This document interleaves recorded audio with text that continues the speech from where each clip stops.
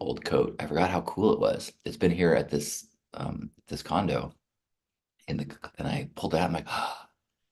So I've been looking. I actually went shopping yesterday for a new jacket and then forgot that I had this one that was my grandpa's coat that I think he got in Tibet. So it's just warm and just really cool looking. So stay tuned for a fashion show. Anyone else want to share any more gratitude? I am grateful that I think I have some time today to get ahead on it. I'm feeling I've neglected a few projects that are time sensitive, like the Pink Heart party that's happening next month. I am in charge of like the graphics and banner ads and things, and so I need to make sure I have enough completed so that people who are helping with running ads that can do their job. I don't want to leave anybody. I don't want to. I want to do my part. And related to that is my workshop on the 13th and 14th of next month. I I need to. I'm not so good at just like promoting. I mean, if you come here every day, you know that I'm doing this, but you probably noticed that the crowd in the Love Morning is, you know, 5 to 10 people, maybe 20 and a by Dance Naked. Um, and through all the social things that I'm connected to, I've got a lot of people that just don't see everything I post. And so I need to find ways to post regularly and get my email lists. And, I guess the way that marketing works is you got to send things a bunch of times before people notice it or see it. And that's hard for me. Like I, I'm like, look, I send it out to my mailing list, but I forget that sometimes it takes, like, look at the way people advertise for cars or mattresses or something. Like they just advertise constantly. And then eventually somebody goes, you know what? I need a mattress. What was that place that was advertising? So I'm trying to remember that just because I've launched and said that I'm doing something, that doesn't mean I'm done. I need to keep letting people know. And maybe even like calling some people that I think, hey, I think you would love this, which is that's hard for me too. But one thing at a time. Today I'm grateful. Grateful for a beautiful day, grateful for last night, grateful for um an opportunity to give Lisa's folks one last connection before they leave town. I'm grateful that I'm gonna get to do a little join a retreat for a night tomorrow night. And grateful for a really awesome Stay Sparked episode last week, the honesty one, which I highly recommend people check out. And grateful to have this morning today with you. So, who else has got some gratitude? Well, before we head off into our days, I want to remind everyone that we are ambassadors and we have the ability to be kind and connecting. I'll share one more thing. Actually, will I share that one more thing? You know what? I will.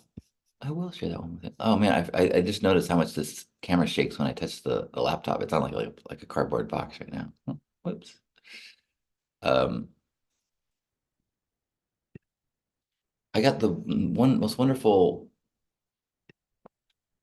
I got the most wonderful compliment from Lisa. I'm like, what's her name again? Let me try that again. I got the most wonderful compliment from Lisa as she was noticing me at a retreat, meeting new people with her parents. And she's like, you're the same person everywhere you go. And it really was heartwarming to hear that because that is something that I read about a few years ago and it was something that one of my aspirations in the Lion Tracker's Guide to Life.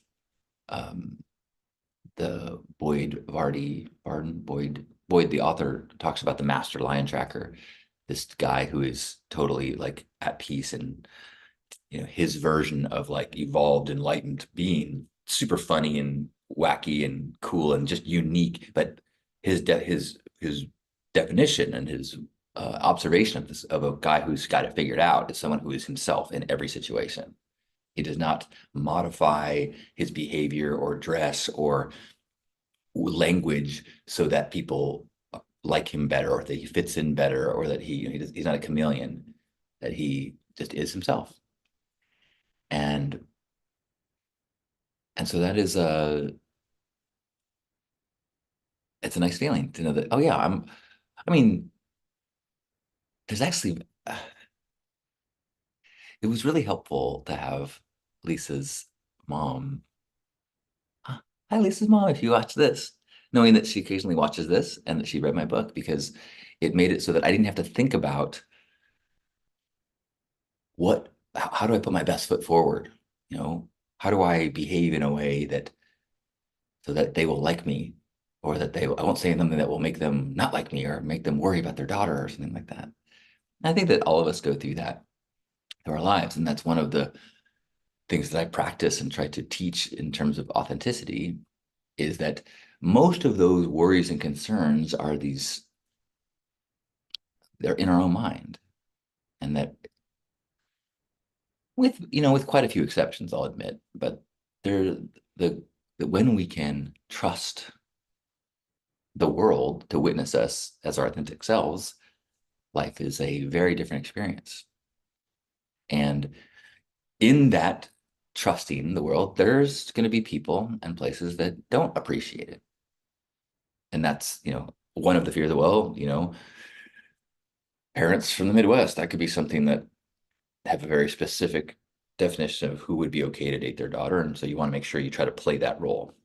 But we do that all the time. We play the role in the workplace. We play the role in our relationships. And that's when it gets really dangerous, because if you are playing a role in a relationship where you're also trying to have connection and intimacy, you sacrifice true intimacy. You cannot be fully, truly connected and intimate if what you are doing is presenting the other person a crafted persona version of yourself, because then they are responding and connecting to a caricature of you.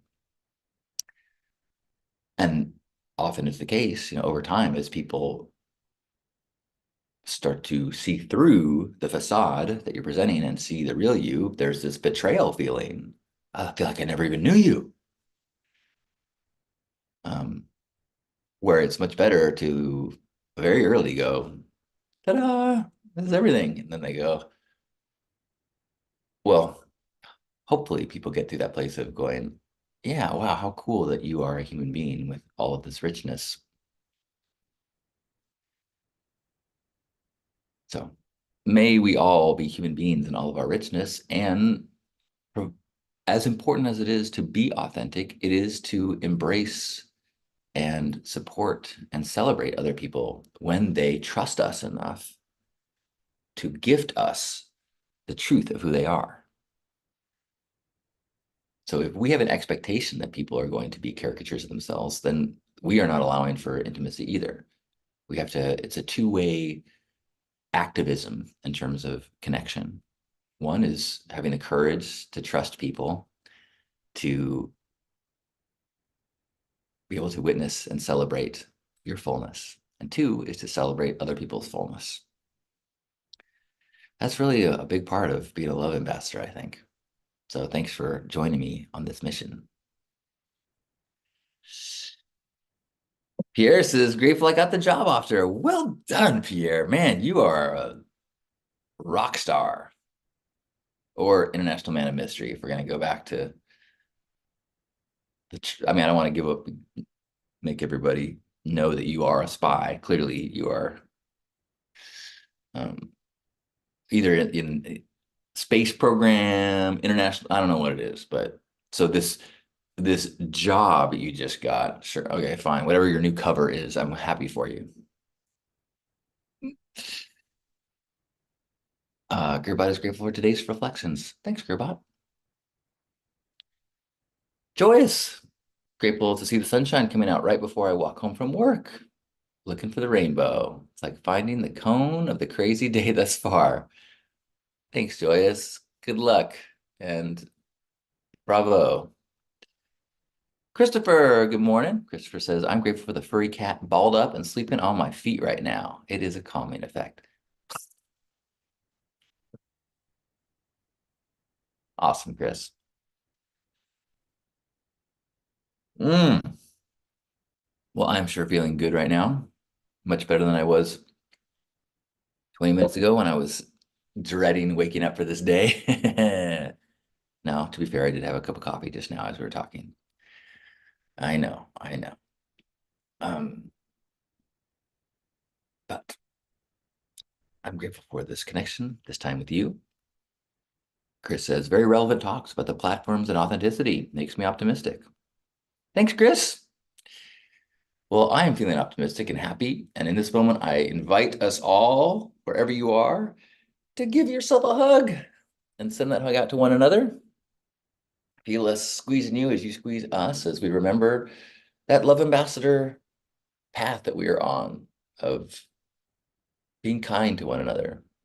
And part of that kindness is trying to be that activist that says, I am willing to celebrate you in all your fullness. So I'm a safe space for you to be you.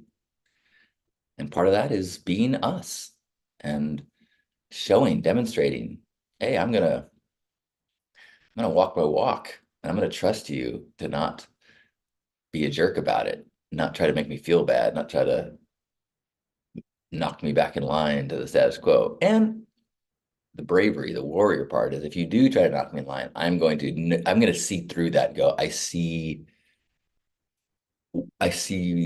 why you're doing that, and I'm not going to let it get me. So slough it off and come to this place and lift each other up and give another big hug to one another. Ah, on behalf of Grandpa Caleb and all of you, thanks for being here for this love morning. Happy Hug Nation. Good morning, Brent. And look, we had a Lisa sighting. Hi, Lisa. Look at that. See, I told you she's real. It says caution, the pink hair is not edible. That would be a great t-shirt. Thank you, Gerbot. Thank you, Razorblade. Have a beautiful day, everyone. Bye.